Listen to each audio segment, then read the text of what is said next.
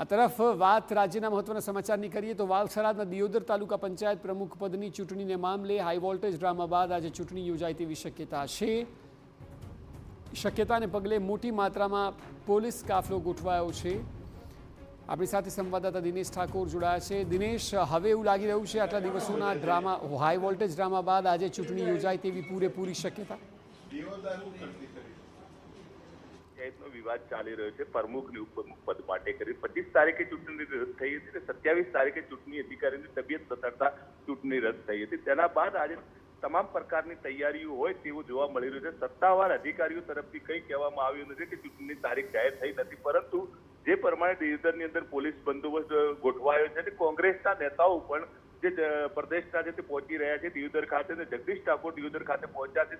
તમામ પ્રકારની તૈયારીઓ હોય તો એવું જોવા મળી રહ્યું છે। સત્તાવાર કોઈ જાહેરાત નથી, પરંતુ તમામ તૈયારીઓ હોય કે આજે ચૂંટણી યોજાય તેવી સંભાવના જોવા મળી રહી છે। જી બિલકુલ દિનેશ।